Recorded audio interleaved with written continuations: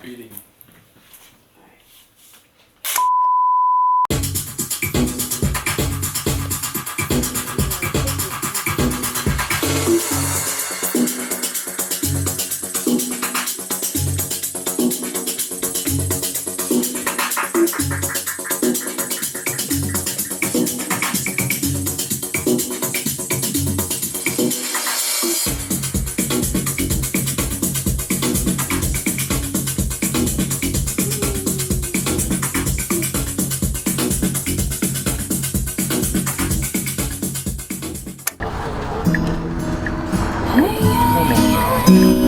These lyrics here are insane.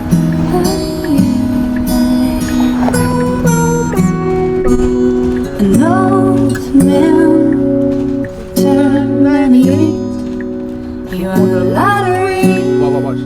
Then he died the next day. Damn. It's a black fly in your Chardonnay. Damn. It's a death row pardon. 2 minutes too late. Isn't it ironic? Don't you think? It's like rain on your wedding day. It's a free ride when you've already paid. It's the good advice that you just didn't take. And who would have thought it figures?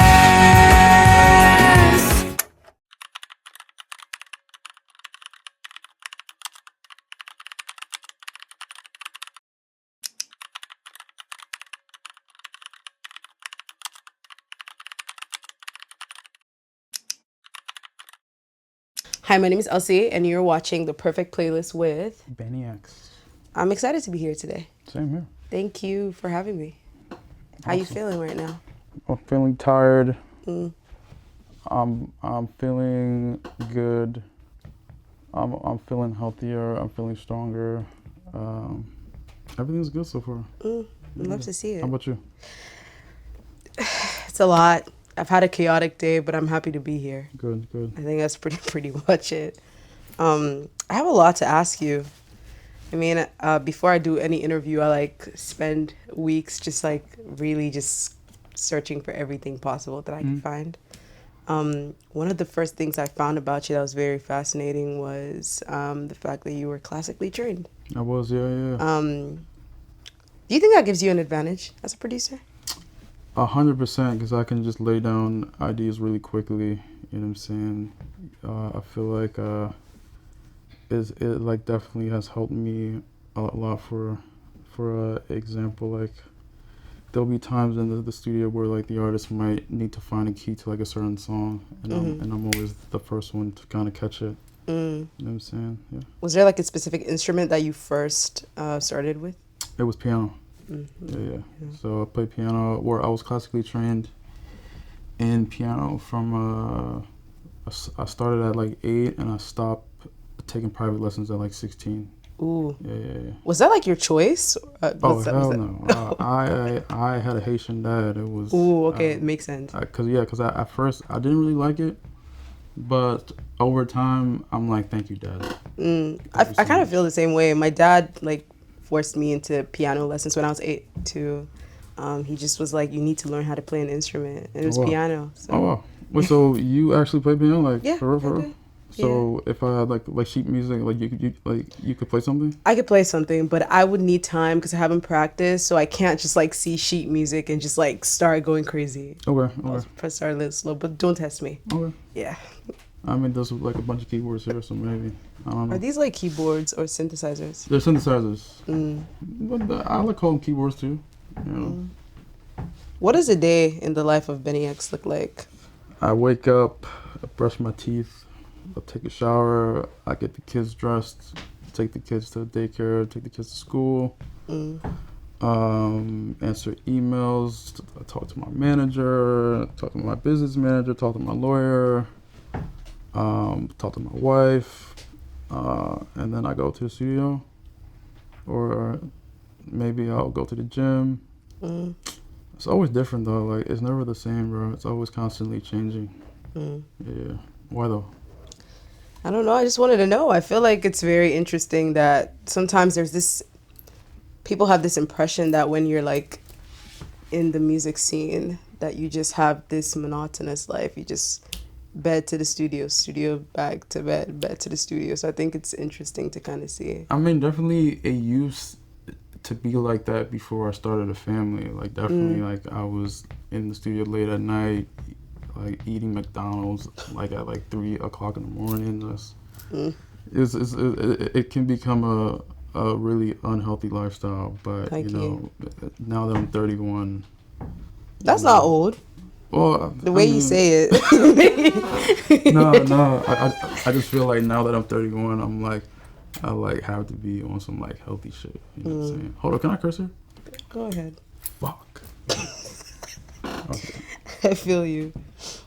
So I think another fascinating thing that I found out about you when I was looking into your influences, because like one thing that I feel like makes you stand out from like almost any other producer making music right now is your range. Like you just have a lot of range that the art, even down to the artists I've seen you like make music for. Yeah. So I was looking, I'm like, what are his influences? And I found out that you didn't really grow up listening to hip hop. I thought that was really interesting. Not at all. Like the first time I heard Dipset was on. It was on an airplane with Drake. Like they were blasting Dipset like That like recent? the whole plane run. Yeah, like 2023, early 2023. Oh. Yeah. Or I'm lying. There was one song by Cameron. It was like, hey ma, what's up? Let me get it on night. But it didn't say Dipset. But I guess they were a part of Dipset. Mm-hmm. But that was the only song that I knew. But they were blasting like their music for like 3 hours straight, and it was like some of the craziest music that I ever heard. I'm curious though, like what were you listening to? Were you like not allowed to like listen to music? How did this go? Because you've talked about like having like strict parents. Oh yeah, like there was like strict parents, but I would more say I was a sheltered kid, like just gospel music and whatever was on the radio. And Radio was crazy in some ways too back then. But I can only listen to certain stations. Like I see. yeah, like I like couldn't listen to like the hip hop stations, you know. Oh. So there was this one station called 95.6 Ben FM or something. Oh. And like they would play stuff like the Google Dolls or I see. or like Google Dolls, who was Third Eye Blind. You know, like the kids call it butt rock. That's like I was gonna say rock adjacent. Yeah, like stuff like even flow. That does sound like. Did you enjoy it? I loved it. Okay. I still play to this day. Okay. Yeah. Okay, because I think it would have been different if you didn't enjoy it. No, I loved it. Like I know every song. Like, and I also have a playlist that I call Childhood, where like if I'm having like a bad day, I'll just kind of play it. On. It will just bring me back to simpler times. Yeah, I used to listen to the radio a lot, but I think when I was like 11 or 12, I started having to search out like what I really, really liked. So I think I have a demarcation of what I really, really like and what I used to listen to on the radio. And like the radio station didn't just play like just rock music. They would play Earth, Wind and Fire. Okay. They would play like the Gap Band. It was like a mixed radio station. So it would go from like butt rock, or I'm sorry, not butt rock. Redact that part. Soft rock to like pop to funk music, you know, like soul music, like stuff like that. What time signature even is this? It's 4-4. It's so confusing to me. It's 4-4. This is 4/4? It's 4-4. Just let it count. 2, 3, 4, 1. That's good. 1, 2, 3, 4. 1, 2. It 3, is. 4. 1, 2, 3, 4. 1. It just confuses me. 4, 1, 2. It's like an illusion. It is 4/4. This is fire. So what was your entry point? Like, what was like the first, when I say hip hop rap artist that you heard, not passively, but something that just really clicked for you? I think it's between Chief Keef and Kanye. It's Kanye always like is such a like constant with a lot of people when I hear. I like can't even say it was Kanye because I think it was a 2 Chainz song featuring Kanye. Oh, that's it was this one song. They asked me what I do and who I do it for, and inside the studio. Like that was one of like the first like hip hop songs like that I love. But I think Chief Keef also came out around that time too with and I hate being sober, I'm a stoner. So I was listening to like those 2 songs, and then Ferg, he dropped a project called Hood Pope. That's when I was like, no, hip hop is dope, because he would just have these cool little like these ad libs where he was like, all right, yeah, like it was just really dope to me. And like what's crazy is Hood Pope was one of the first albums that got me into making rap beats. Like I would transcribe every track on that album and like remake the beat, and like that gave me the foundation to like what a hip hop beat was, because at that time I was only making like pop and gospel and metal music. So yeah, man, shout out Ferg, man. Ferg. Yeah, like the Hood Pope album is a flawless hip hop album. I think that's so interesting. But what I want to ask you is, so you just mentioned that you were already like producing like pop records or rock records. Like, what was that point where you're like, okay, I want to do production? Because I feel like a lot of people, they love music, they want to be artists straight up. Was that your plan? Like, did you ever like want to be an artist first up and you're like producer, or was like producer the plan? And how'd you get into that? Oh no, my original plan, I wanted to be a product designer.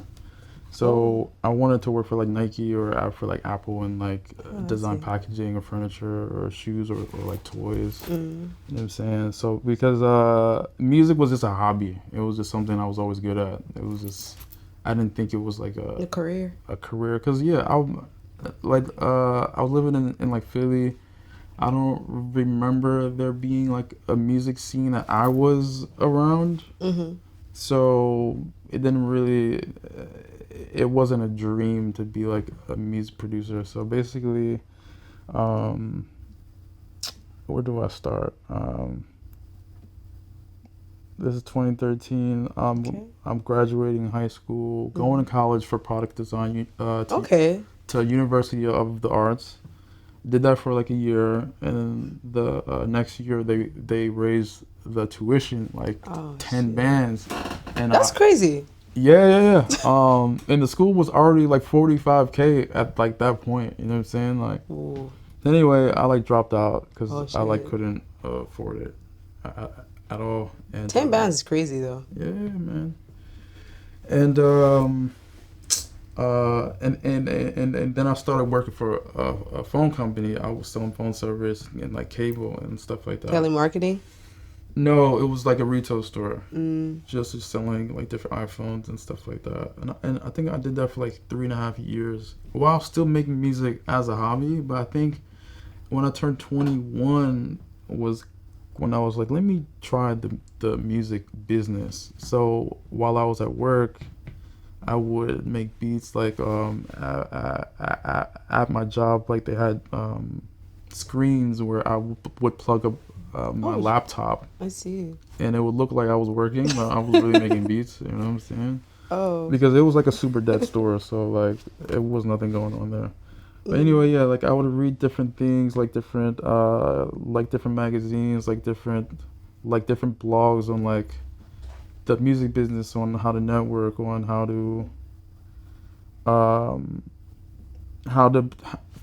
to build a name in the music business. And I was 21 at the time, and I'm 31 now, like 10 years later almost. And and now I'm doing a interview with you. What's been your favorite thing, like the past 10 years, like really being in the scene? What's been like your favorite thing?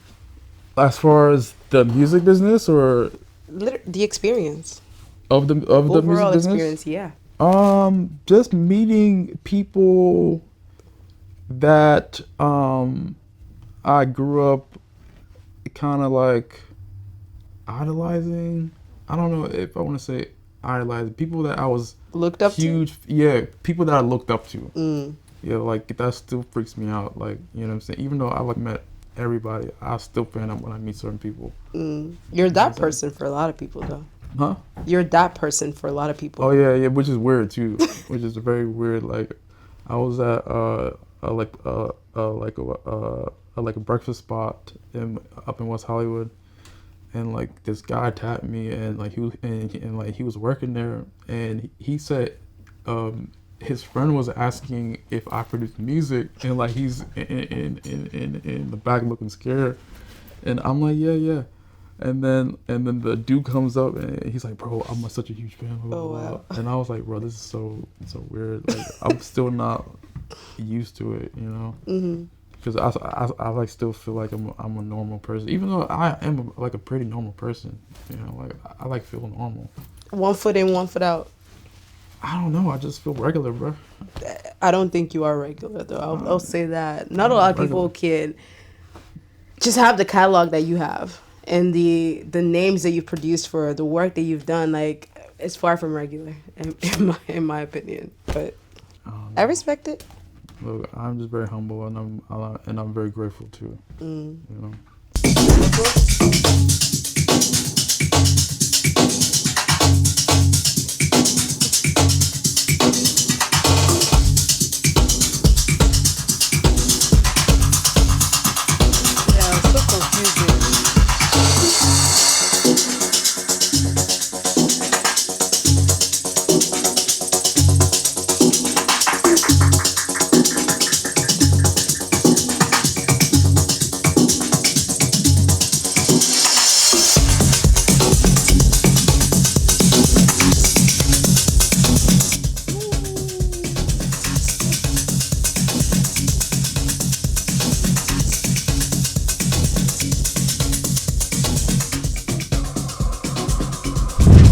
Okay, let's talk about your debut project, Genesis FM.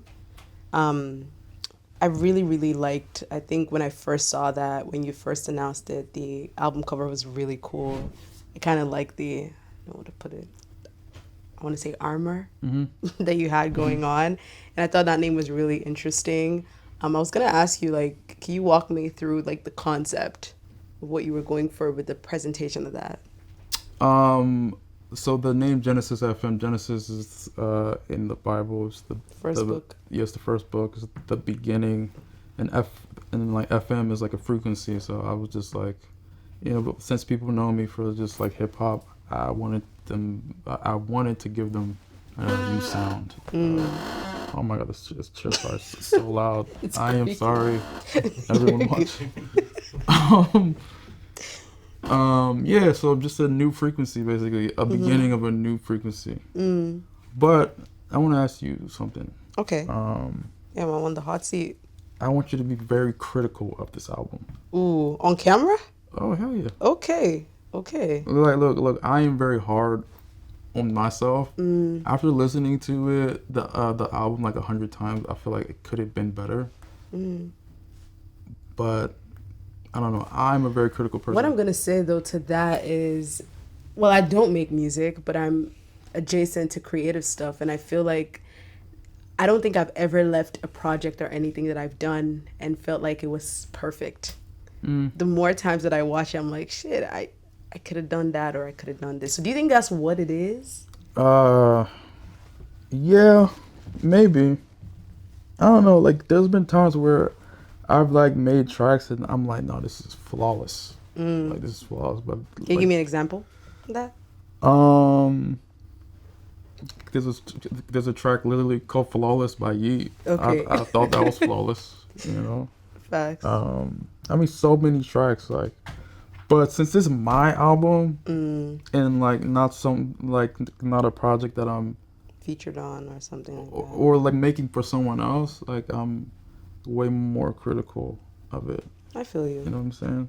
But what were your honest thoughts? I don't want to segue off that. Okay, so what I want to say, honest thoughts. First thing, when you first announced the album, I feel like my brain kind of thought it was gonna sound a certain way. And the moment I clicked play, heard the first song, heard Huncho Step with Quavo, I was like, oh, this isn't quite sounding like what I was expecting. But I don't think that's a bad thing. No, that's not what I meant. No, that's not what I meant. But like, it was sounding really like electronic. It was sounding very electronic adjacent. And I feel like maybe sometimes when I've heard like what you've done for Yeat or like other artists, Don Toliver, for example, Travis, I'm like, oh, this is very different. And so as I was listening, I kind of was hearing, because I know you produced that song, Rich Baby Daddy, and I was kind of hearing like tangents of that, like you took that and kind of like expanded on that. So I thought it was really cool. There's some songs on there that I really, really, really liked. Like which ones? I mean, I'll just play one. You know, we're doing the perfect playlist, so I'm gonna play one song I really, really liked off that album. It was called Telepathy. Love. I really, really like that. Ooh. So let me just, I'm gonna start out again because my volume was all the way down. But yeah.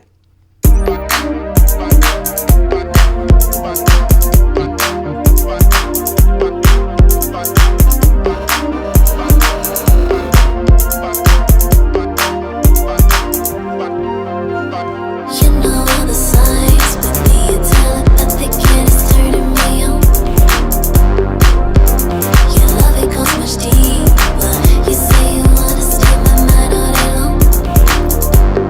So can you hear what I'm saying to myself when I'm alone? And if you know that I'm crying, will you be ringing my phone? And if I'm ever in trouble or something happens, who knows?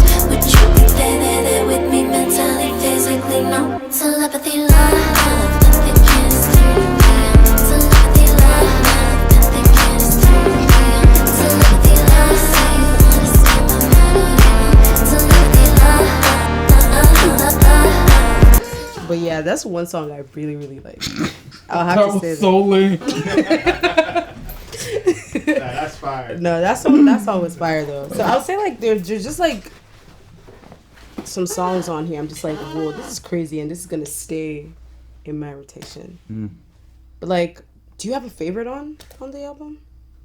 My favorite is Squeeze by Lancey Foux. Can I play it? Of course you can play it. All right.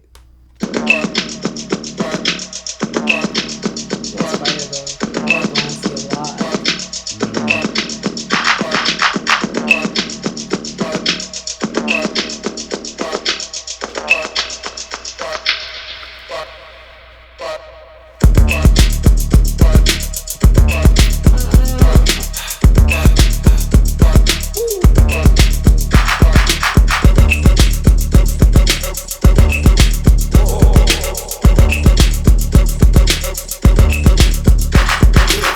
Getting busy, go squeezing the fun. Central pay for the month. Nigga smoker girl coming with the runs. Right there, you got pound in the front. Right there, you got squeezing the mud. I kick a little game, little punt, ain't none. I put my elbow in a bowl like punch. Like I'm Pimp C, she wanna sit, she wanna sit, she wanna sit. Ain't squeezing enough. My main three tryna squeeze in the truck. Low key, I got squeeze in the cup. We on road, we on road. Ain't squeezing enough. My main three tryna squeeze in the truck. Low key, I got squeeze in the cup. We on road, yeah. I'm gonna say that when I first heard this song, I didn't know that was Lancey. I don't know why it didn't click. Look, I feel like because I'm used to him in such a higher. Look. So this is how the song happened. So like Lancey was in LA. I was at the beginning stages of version 3 of the album. And like he was out here, and you know like he's like super like swole now. So like he came to the studio, and I haven't seen him since he got swole. Yeah. So like it was just like whoa. You know what I'm saying? And he's so tall, but like dude came he like came to the studio. He's like so huge that he had to go sideways through the door, bend down, and then get in the studio. But anyway, and he swung his body around. He's like on some like 50 Cent shit. So I was like, yo, Lancey, like I like need you on some deep voice shit, like Oh. like sexy voice pause, like, you know what I'm saying, like, and then he laid the song in maybe like an hour. Oh wow. Like he really sat and wrote every lyric and just made sure every line was perfect. And then yeah, the song was like pretty much done there. Like I think I had the beat for maybe like a couple weeks before he came to the studio with him in mind. Just feels interesting that the album just came out, but it kind of seems like you're mentally like in another space. Yeah, like I was trying to figure out what I personally wanted to put out, because I feel like I've been doing hip hop for like a long time for other people. Like I wanted to give people like a little bit of the stuff that I personally like. And it's not just dance music, like it's a wide range of music. Like B1 of the album, like there was metal songs, there was Yeat songs, there was folk songs, there was pop songs. It just felt, but to me, it didn't really feel like an album. It felt like a bunch of songs that I just kind of had laying on my hard drive. It didn't feel like a cohesive album. It didn't have a theme, and I was really having a hard time trying to do this genre, like all these different type of genres type of album. It like just didn't feel good to me, and like that took me like a year. And I was dropping songs in between there with like Yachty and Lan, and then I did a project with Benji Bluebills, just trying to figure out what I wanted to do. And then May of 2025 was when everything clicked, and that's when I really started making the album. So it's May 2025, and now it's June 2025. Oh, I'm sorry, 2026. Oh my gosh. Yeah, so yeah, like almost less than a year. Like the songs just started flowing out as soon as I felt the creative juices kind of going, and I was like, "This is the album." Like I always had the album name. It was just getting the sound. Just the music, I just couldn't figure it out. How do you feel about the reception so far? It's been a little over a month. May 15th, I think, has been a drop. So how do you feel about that? It's very mixed. Like it's so funny. Somebody called it burger music. What do you mean by that? Burger music is just this funny term. Like I don't know. Like anything that's like corny is like burger music. Do you think it's corny though? No. So like the majority of my followers are like Yeat fans, and I guess they were expecting like that sound, like a Yeat Bnyx album, and like I really feel bad about it, low key. It's just, you know, like I felt like I already gave them like hella songs, and now it's like I want to do something for me. So just seeing, I guess I was seeing all of that because like I'm so in like Yeat's world that it's like they don't really understand it, but everyone else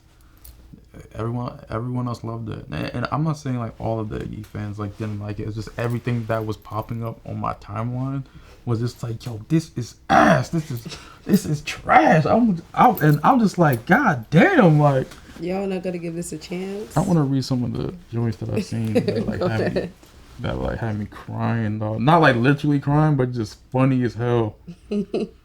Hold up. Let's go. Repetitive beats and crap features. Crap? And crap features. Not going, wait. We really don't give a fuck about no generic ass dance beat with some dookie ass vocals on them. God damn. This is Twitter, right? This is like Reddit. Oh, that's even worse. No, Reddit, like they go in. But I'm just reading all the bad ones. There's like a lot of good ones. No, one person said Bnyx should have named this Revelation because the album is gonna come last. Bro, I was laughing for 30 minutes straight. That's crazy. This was the day that the album came out too, because like we found out Drake was actually dropping 3 albums. I was gonna say that. I said, because God, a lot of people say that worked against you because I mean, like I'm dropping like on a day with Drake. I mean, I don't think that really matters. Cause like I'm a new artist. Like I'm a well-known producer, but as an artist, like no one really knows who I am. So I wasn't really like. You didn't. I wasn't really pressed about Drake dropping. You know what I'm saying? Because it's like, how am I He's gonna Drake. compete with Drake? You know what I'm saying? Literally. Like the 6th guy. You know what I'm saying? Like I don't know. Like I didn't really feel it. You know, I kind of expected it. You know, but yeah. One song I do want to play, because I don't even know if you expect me to play this song, but I think it was a song I heard last year, 2 years ago. I'm missing the timing, but once I heard it and I heard your producer tag on there, I kind of was like, this is crazy. I hope I find it. I am very nervous about what you're gonna play. You really like it. Oh my 2 years God! ago, maybe? Yes.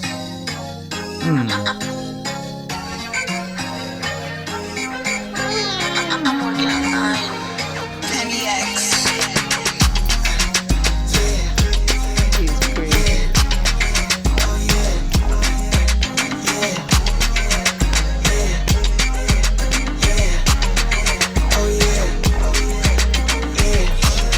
Watching my grip, watching my lip. She wanna get down, she wanna get in.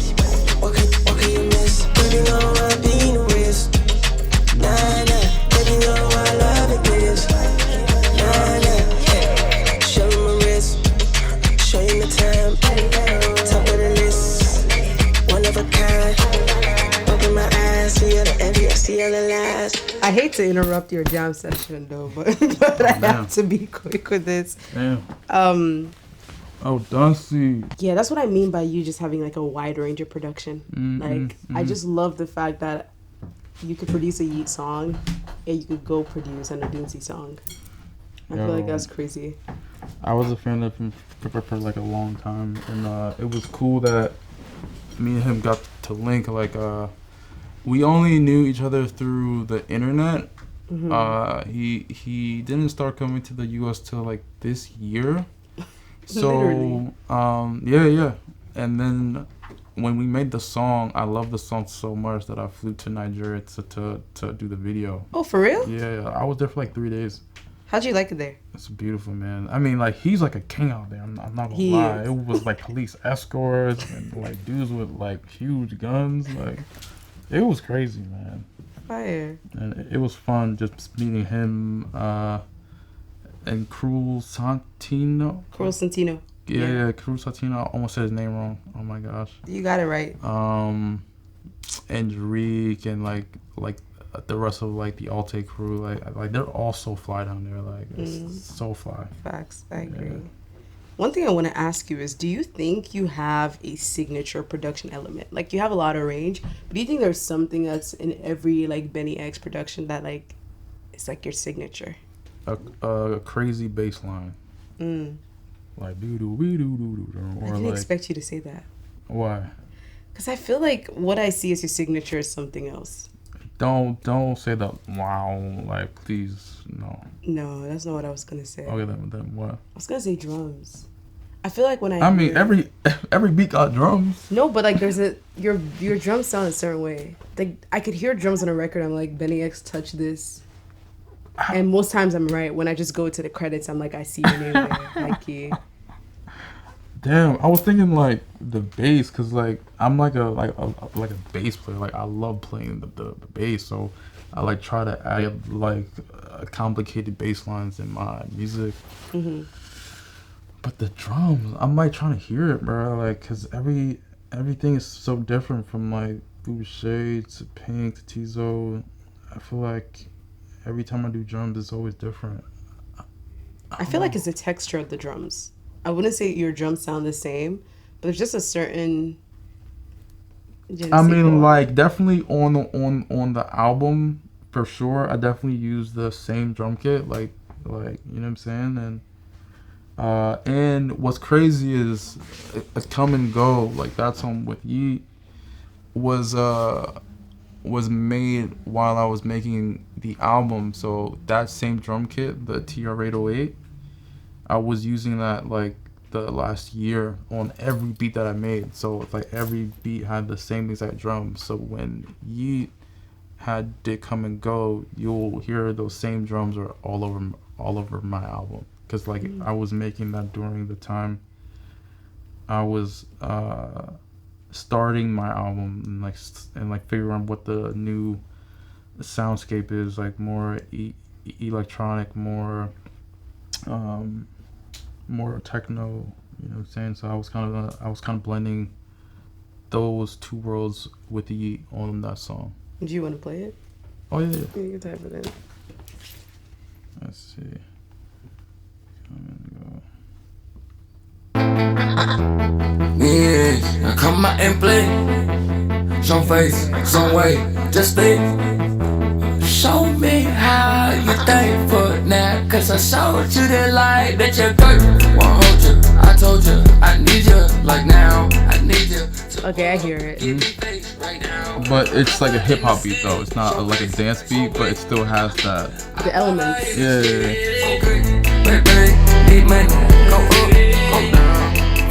Nah, this beat's stupid. Do you have like you've worked with a lot of artists. I know Yeat is like a special one to you. But do you have like an artist that you work with that you just really learn a lot from their process?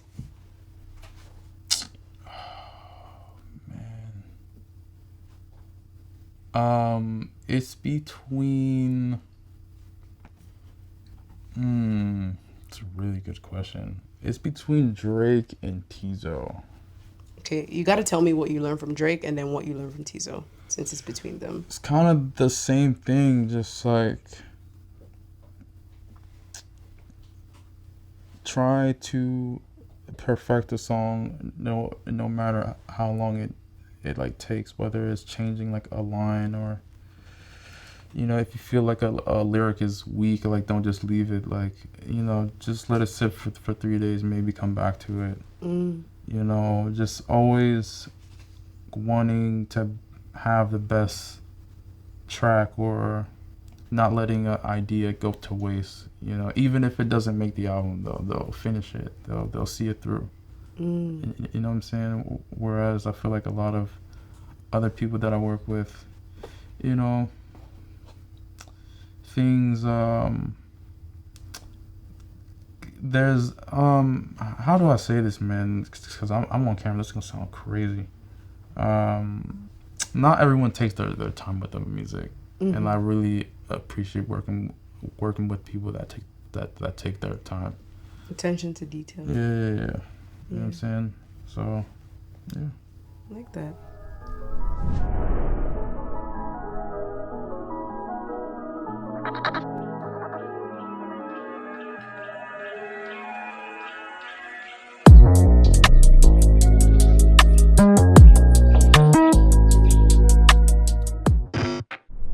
Okay, yeah, so this is the bass line to Bury Me by Pink Pantheress featuring Clara. Yeah. But played on the bass for the first time ever because I actually played it on the keyboard. All right, let's see it. Ready? Go.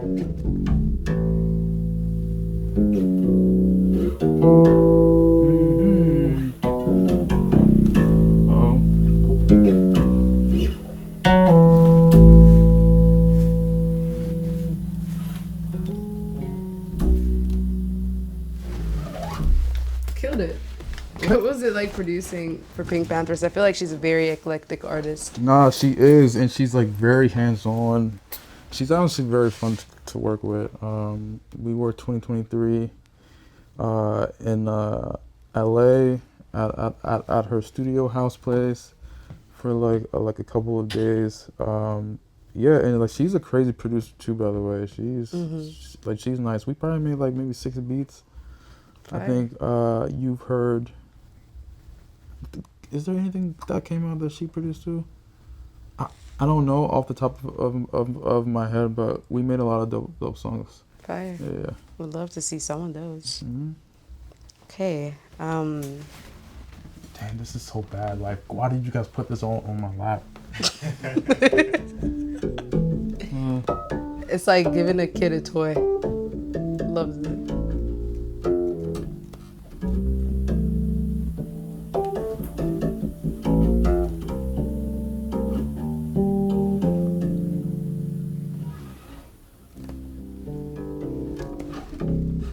Okay, I'm sorry. You're good. Let me see. That was actually on my list of songs. Is there another song that you feel like you play on the bass? Name me one. I really like the song you did with Teezo. It's called Sweet. I don't know if that was a bassline song, but I loved that song. Every kind of thing is funny, like comedian. Let me play it. I love that song.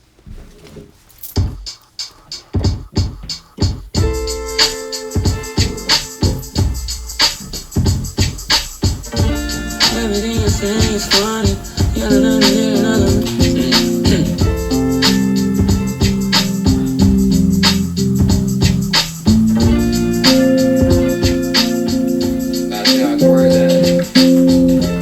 Everything you say is funny, girl. It feels like I'm dating a comedian. Everybody else, I swear, but today I finally hit the median. Even though I can't dress, girl, you love everything that you see me in. Do you really think I'm cute? Honestly, look good on you. Honestly, you're too good for me. Honestly, we'll last about a week. Honestly, my life is sour, but when I'm with you, everything's sweet. When I'm with you, everything's sweet.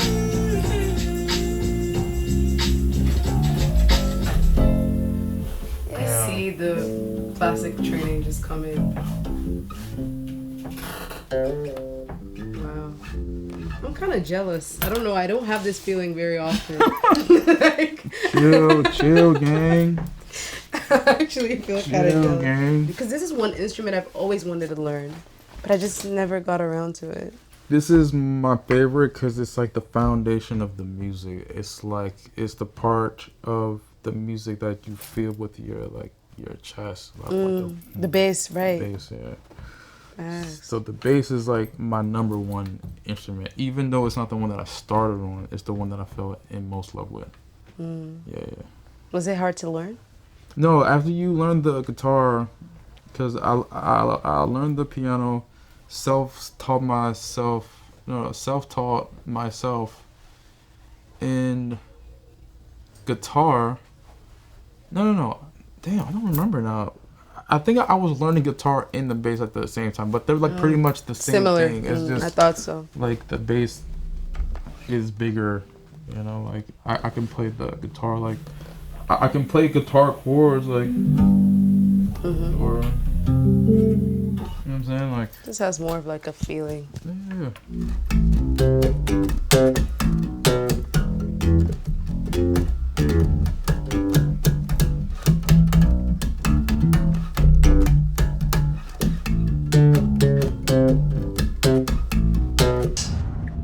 Do you think producers are like underappreciated in music? I don't think they are. I think for the people that really, really appreciate music, I feel like they definitely get the love. Because like not everyone is gonna think about like who made this beat. Like some people just wanna enjoy music just to enjoy the music, you know what I'm saying? And I like totally get that. You know, like it's like a movie, like it's like I'll watch a whole film, but I'm not thinking about, oh my god, who was the makeup artist? Like, this is amazing. I'm just like, this is an overall good movie. film, you know. And like sometimes, you know, I'll do like a deep dive, but you know, I'm not super pressed about it. But I think they do get the love. I definitely think there's a community of people out there that appreciate, you know, the producers. You know. one thing I was gonna ask you, I don't know, this might be a little dicey, but as a producer, seeing how AI is advancing and like getting really crazy, a lot of people are estimating that in a couple years there's not going to be a need for producers anymore. Artists are seeing their music is being used to like train these advanced AI models. Like, do you think this is something? Is that something you think about? It is, but I don't think it's gonna put producers or musicians out of business. I think it's gonna make them more valuable. It's kind of like, now how people are obsessed with like vinyl or cassette tapes, and they're like, oh my god, that the sound of the vinyl is so awesome, like it's so old and so vintage, it's so beautiful. I think the same thing is gonna happen with music, where people are gonna be like, oh my god, he actually played this and there's a video of it, like look, they're actually playing it. Like, this is so rare. Yeah, I think it's just gonna be a lot more valuable. I guess, but what I want to say is that with the vinyl example, like there was a gap though. Like there was a gap between when vinyls were like really used and when they were considered like obsolete, and then they came back. Do you think we're gonna have to experience that kind of gap? Because I don't know, I just feel like the general public just likes slop sometimes. Like the masses. Second chips.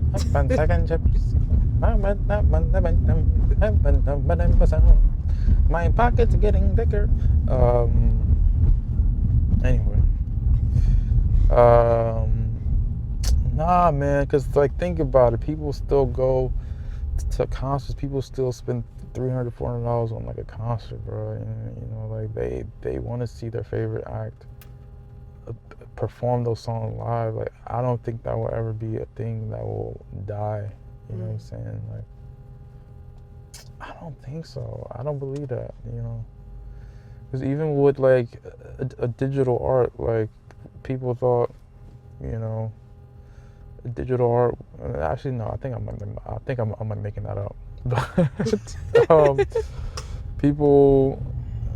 Actually, let me start over, man. I don't know what's going on, man. I'm just grateful to be here, bro. I'm just grateful to press these buttons and make this music. You know what I'm saying? Feel you. But music generally, do you feel like we're in a good place? There is a lot of people that are talented. There's a lot of people that have access to the technology to make music, but I feel like it's even harder for people to get their spotlight. Like, it's because there's so many people, there's so many new acts being signed every day. People say saturated. Super saturated. I mean, I was on the gram and I seen some crazy producer making beats on like his iPhone. I'm like, damn, like I'm cooked. Cancel pairing. Don't mind me. I'm my thing. He said.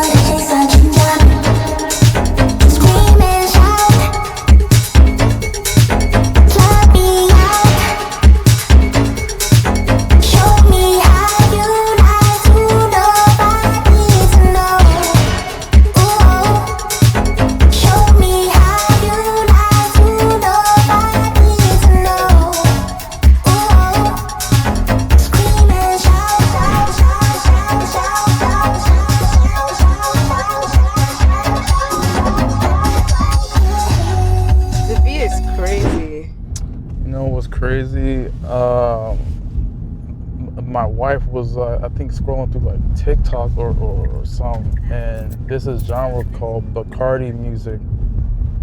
I don't know Bacardi. what country it was. South Africa. South Africa, yo, I was obsessed with that genre. So she came to the studio, and I was like, yo, we are doing a Bacardi song today. And we did a Bacardi song. Fire. Like a Bacardi 80s electronic There is song, that 80s feel to it. you know? You've worked with like so many artists, and I'm sure you're in high demand. I'm sure there's a lot of people that are like, I want Bnyx to like produce for me, but what do you look for? Do you have like a filtering process deciding who to work with? I like people that make me want to be a better producer. Like, I want a challenge, you know? Like, for example, Slimey is this new artist that oddly I can't stop listening to his music. It's just so, it's wild. Now, like the thing with this guy, I'm like trying to figure out how to make this type of music. Even though it sounds like crazy, it's just like, this is actually really complicated to make. And I'm not even trolling. I'm like dead ass right now. Okay, let me see.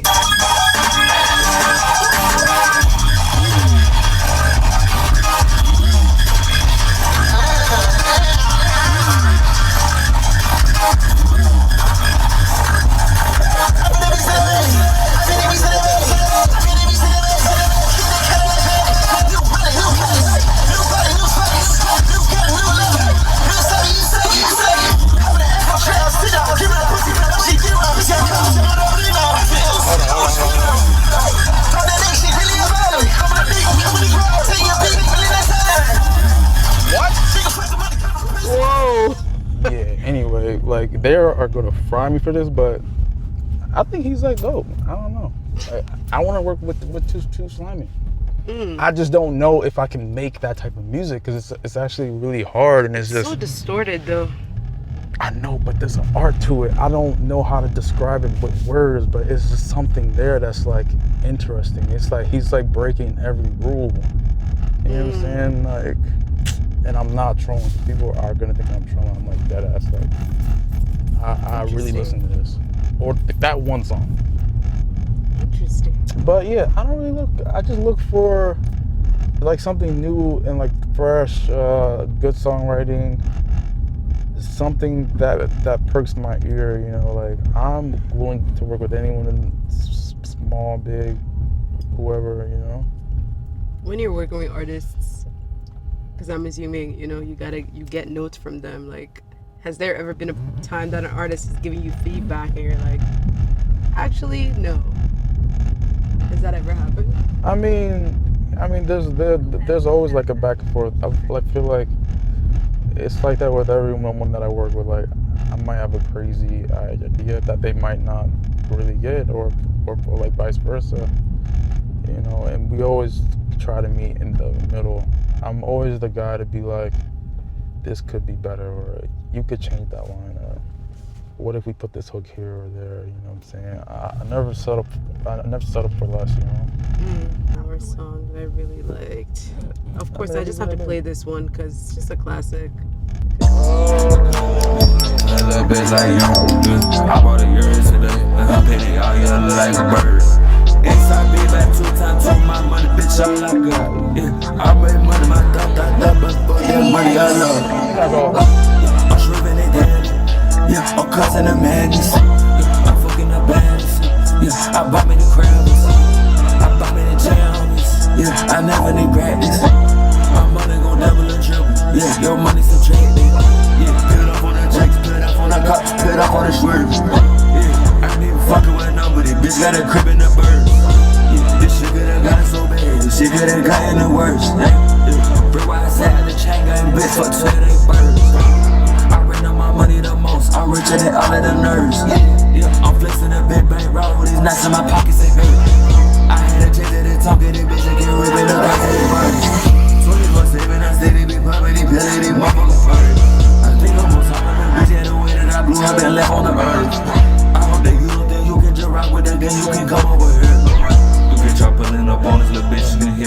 fucking air out. I don't even be posting no pics on the Instagram, bitch, I just motherfucking stay out. Bitch, if you do it like me, then you do it like us, you don't get it, big payout. You could be stuck in the mix with a couple of bliss, but it's always a way out. I ain't just running a motherfucker, just on the side, the motherfucker told me this bad.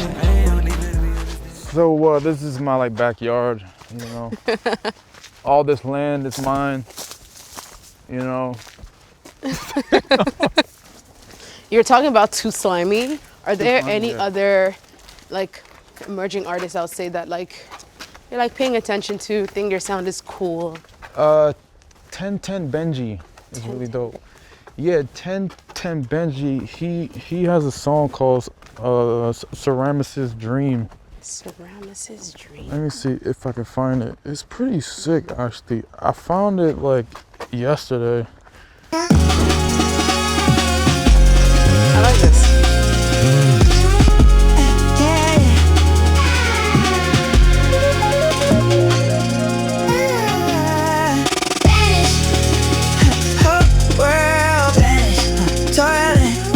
Working toilet, I miss you and toilet, kissing you. Yeah, this is way more up my alley than the other one.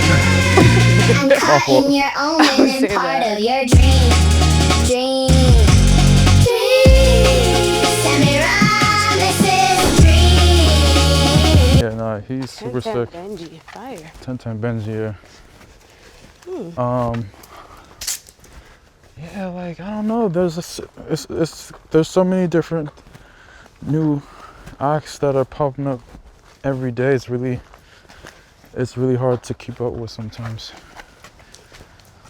A lot of people talk about like a lot of music dropping. Do you listen to a lot of music in your free time? Since you're already working with so much music. If there is music that I'm listening to on my free time, it's probably like that childhood, like the little playlist that I made. Yeah. With like the Cranberries, Google Dolls, you know, like a Pearl Jam, like that type of stuff. Are those like the kind of loafers? Do you see the Michael movie? Oh no, I did not. Really? Was that by choice? I feel like Or it you're just was busy? No, I feel like it was like it wasn't like the real Michael Jackson stuff. I feel like it was just like a highlight reel of stuff that I already know. No. That was the issue I had with it when I first watched it, but I've watched it a few times and I could appreciate it for what it was. Yeah, I want to see like the real Michael. You know, like what he was going through. You know, Facts. the like pressure. But I think just because like, I mean, they wanted a movie that everyone could watch. I think that's what it was. Oh man, I ain't tired of that. Anyway, What's been like the hardest thing you say that you've had to overcome as a artist and producer? Artist and producer. Biggest hurdle is, I think the biggest hurdle as an artist is,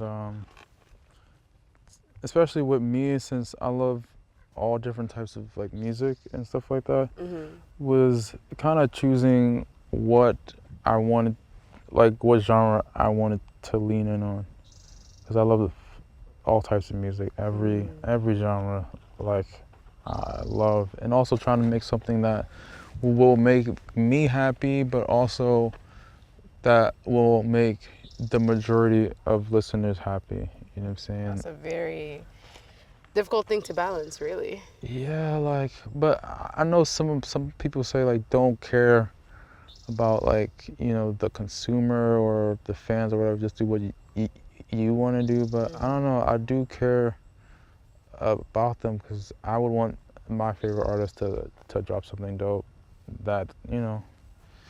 I don't know, I feel like as a fan, I'm trying to be more open. Like, if they think it's my favorite artist really put effort and they think it's dope, and Yeah. might be dope. And then on the producer side, the biggest hurdle being a producer is, I think getting different artists to try something new. You know, like sometimes, you know, I They feel want the like, formula. yeah, like especially with me, like they always want that one thing that I do. But sometimes I'm like, nah, I like kind of want to do something different today. I think you would sound dope on this or that, blah, blah, blah, blah.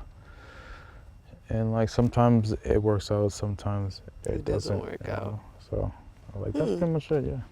Where do you see yourself? And like, you're still pretty young, so where do you see yourself in like 10 years? Man, like, I don't know, maybe like maybe running a label, maybe DJing the world, or maybe being an interior designer, or a product designer maybe, or like starting like a company outside of music, like something creative but still kind of businessy. You know, I want to make it like a product that like helps the world, or like people, or I don't know. A lot of people would want to ask you, like, how to get your foot in. Let's say I was a producer, I've been producing in my bedroom, making some fire beats. Like, what would you tell them? Like, where should I start from if I want to get out there? So it's so different now from when I started, like, so saturated. But what I can say is just I think the most important thing is this business is your network. Just be like a genuine person. Learn how to talk to people, and like put yourself out there. Like don't be afraid to post your like talent. You know what I'm saying? Don't be too cool. You know, just be yourself, man. And as far as getting your foot in the industry, bruh, I don't know. Like I mean, like the young bucks are using the TikToker, you know, and the Instagram reelers. Do you think those have had a net positive on the industry? Oh, some bro, artists have complained. I've seen so many careers start off of them damn apps, like especially TikTok and reels. What? And I found like a lot of dope acts on that app too. So I don't know. Everyone's story is different. There's no way to get in. Like I found my way. Someone else will find their way. But what I can say is networking is a really important skill. Just being like a people person. That's the most important skill. Because I know producers that don't know how to read music or like play the piano. They're just dope. Dope people. It's like a sales job. But like as an introvert, that can be easy. That can't be easy at all. Well, see, when I worked that sales job, that taught me everything. 'Cause I used to never talk, but that job for like 3-4 years forced me out of your comfort to like talk to people. Hello, you know, how are you today? I'm gonna grab the door for you. Here you go. Yeah. You know, like, hey, so I have this wonderful product, you know, or like if I'm in the studio, yo, I got this 5 beat, man, like this thing slapping. It feels like a persona. Low key. In a way. Oh my God, I like hate to say this on camera, but it low key is, bro. Like sometimes I don't want to talk, but if I want to get anywhere, I gotta say something. Say something. That's good advice, though. I gotta put my foot down. Hold on. Look. See that? He's putting his foot down. Exactly. I think that's fire, though. Yeah. I think you're a very unique sound in the industry. I think you're a genius, really. Like when I listen to what you make. It's not a lot of people that can like make a sound translate with so many different artists, so many different sounds. And it feels like you still haven't kind of like completely explored the scope of what you're capable of. There's still a long way to go. I feel like it's been only like 5 years, maybe 4 years since, you know, I've been, I guess, at this level, and it's been growing and like growing and like growing, and you know, I finally live in LA now. I've been out 3 years, and I don't know. I feel like there's still like a long way to go. It's only the beginning. That's a good mentality. Genesis. FM. Genesis FM. Speaking of that, like, wow. Genesis FM. That was so lame, by the way. I was gonna ask something, but I actually low-key forgot. But yeah, Genesis FM. Bnyx. I don't know. I feel like you are. I feel like people are gonna appreciate that project. Yeah, like I wanted to create an album that I wasn't expecting for it to be like a streaming monster. I just wanted an album that was culturally like, yo, like that album came out that 1 year that like it was slept on, but you know, like 30 years from now, it's like, yo, Genesis FM 30th year like vinyl, you know what I'm saying, like for like $500, you know what I'm saying, like one of those, you know, like just like a culture growing, you know what I'm saying. I think that's cool. I You just also wanna impact people. I'm so sorry to no. cut Go you ahead. off. Go ahead. No, like that was it. Oh, okay. You were talking about like your next album. Do you think you're gonna keep giving us like, you know, Bnyx solo projects? I guess we'll never know. No, was I keep corny?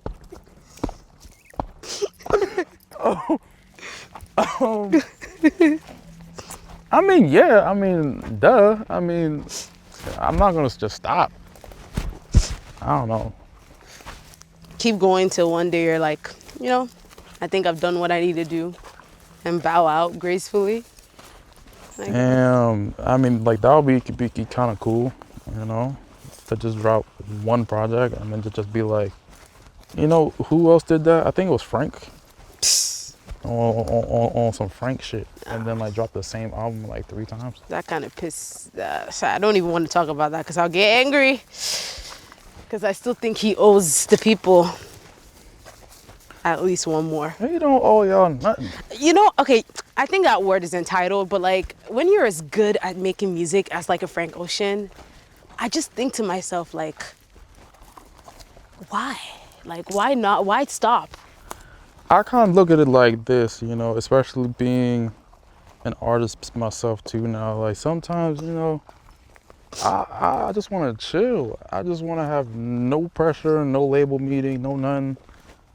I just want to make jewelry and like drink coffee and like ride my little bike, you know. I guess it, but a lot of people, he's just enjoy so, life.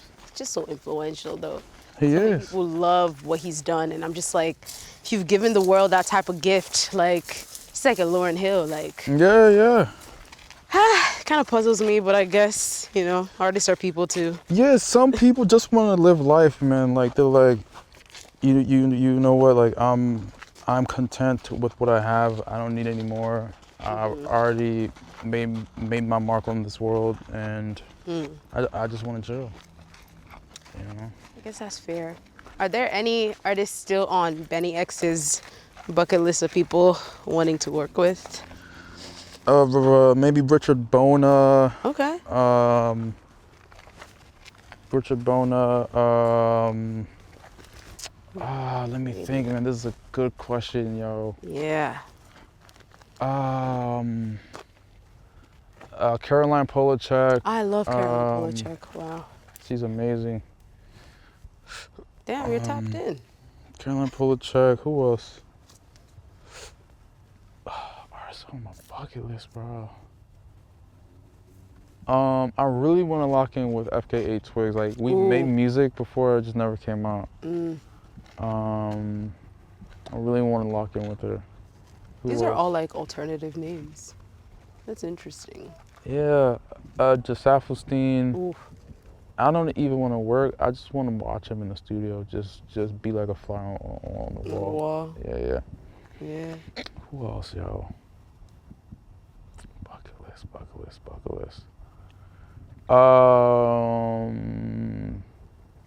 There was one that has a crazy voice. Charlie Wilson. Okay. He seems dope.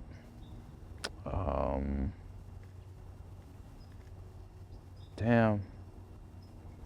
Oh, the lead singer from the Cranberries. Her name was Dolores, but she passed away. Oh. She passed away. I think like 2020, bro. Damn.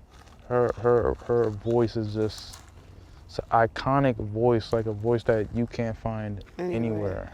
You know what I'm saying? Like, There was a game we used to play. We would hit the town on Friday night and stay in bed until Sunday. We used to be so free. It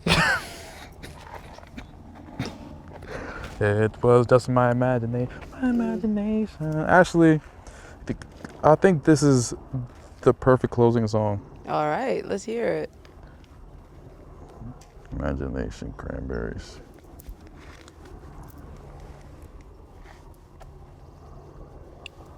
My imagination. Oh. Aren't those okay? No, not the same people. Hmm? I thought that was the same guy we talked about. Like, wait, what? No, not the same people. Okay, and then this part is slow There motion. was a game we used to play. We would hit the town on Friday night, stay in bed until Sunday. We used to be so free. We were living for the love we had, living not for reality. Just my imagination, just my imagination, just my imagination.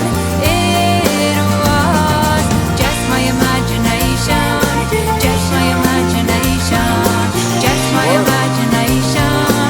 It was.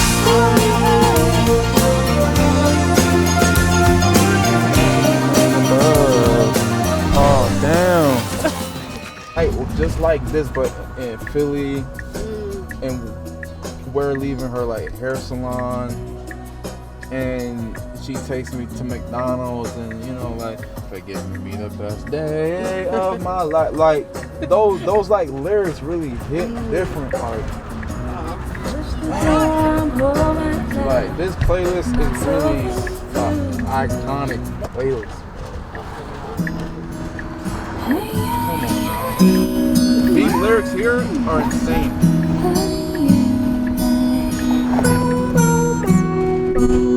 An old man turned 98. He won the lottery. Watch. Then he died the next day. It's a black fly in your Chardonnay. It's a death row pardon. 2 minutes too late. Isn't it ironic? Don't you think? It's like rain.